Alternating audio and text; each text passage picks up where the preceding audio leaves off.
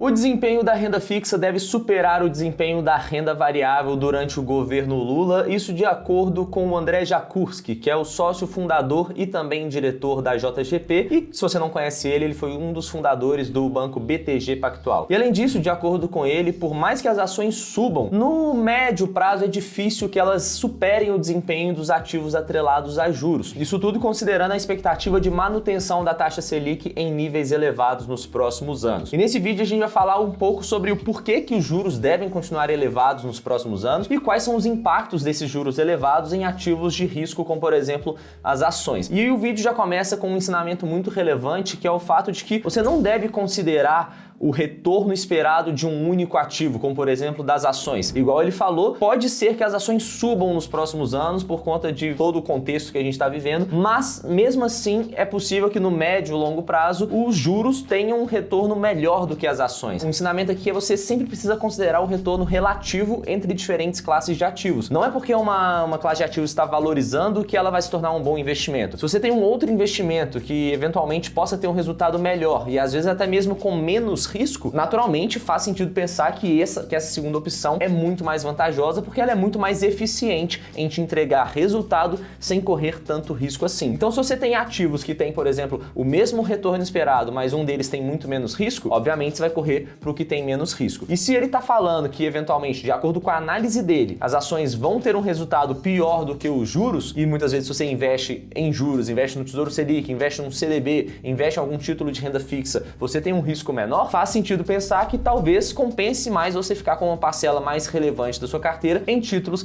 de renda fixa. Por mais que na bolsa você tenha de fato uma valorização também do seu patrimônio. Mas vamos entender um pouco sobre o porquê que esses juros devem continuar elevados. A gente está passando por um momento que recentemente a gente está tendo muita incerteza sobre o que esperar para os próximos anos. As incertezas aumentaram muito, principalmente com relação ao teto de gastos, ou seja, eu tenho uma expectativa que o governo vai gastar mais do que o que estava sendo esperado nos próximos anos, e também sobre as sinalizações do Lula também em relação aos seus ministros. Teve a sinalização que eventualmente o Haddad seria o ministro da Economia, e ele até falou em uma palestra que ele não entendia nada de economia, que ele fez a prova da ANPEC só para passar e não sabia nada do que ele estava falando, e ele vai ser um ministro que vai mexer lá com a economia do país também. Então o mercado está muito receoso com todas essas indicações que o Lula está fazendo, e naturalmente as incertezas aumentam e consequentemente a taxa de juros aumenta. E nós temos também um outro exemplo de incerteza que é com relação à PEC de transição, né? Existem várias propostas rolando, algumas são um pouco mais radicais, que falam sobre tirar o Auxílio Brasil do teto de gastos por tempo indeterminado, e também outras que são menos radicais, que apenas aumentam o limite do governo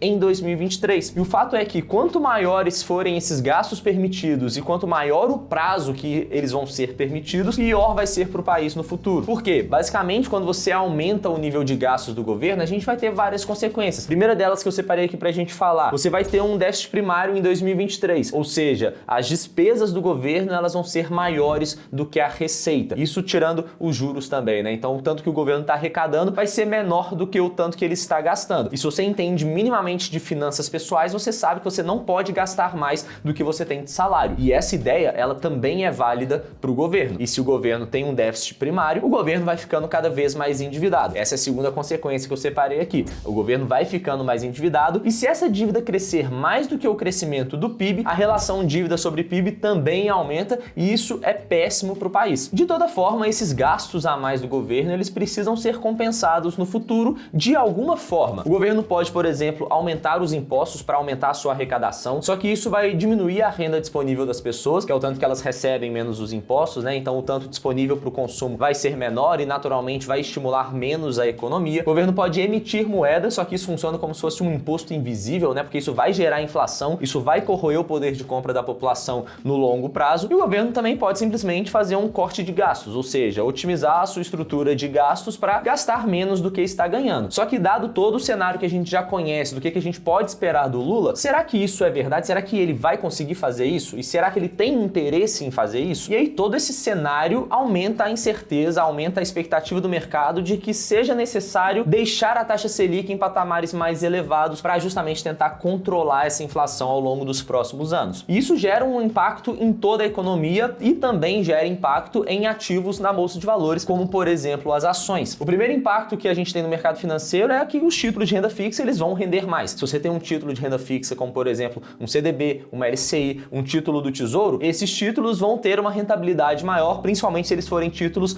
pós-fixados, ou então se você comprar lá na frente títulos pré-fixados, lá na frente eles também vão ter uma taxa de compra maior. E se você tem juros muito elevados, é difícil que o retorno da bolsa supere esses juros elevados, porque também a bolsa de valores ela depende da taxa de juros que está movendo a economia do país. Quanto maior a taxa de juros, menos estímulos a gente vai ter na economia, as empresas tendem a contratar menos, é menos emprego. Isso tudo vai diminuindo a receita das empresas. E na hora que a gente está pensando no valuation das empresas, das ações que são negociadas na bolsa de valores, uma elevação na taxa de juros impacta diretamente o valuation dessas ações, o preço dessas ações. Então, na média, tudo mais constante, se você aumenta uma taxa de juros da economia, o que acontece é que o preço das ações tende a cair, ou pelo menos subir menos do que o que estava esperado inicialmente. Isso se dá por três grandes motivos, né? Primeiro motivo é que a taxa de desconto utilizada nos modelos de valuation vai ser maior. Como é que funciona o valuation, né? Como que você precifica uma ação? Basicamente, o preço de uma empresa hoje é o tanto de dinheiro que ela consegue te gerar ao longo do tempo. Então você tem que projetar todos os fluxos de caixa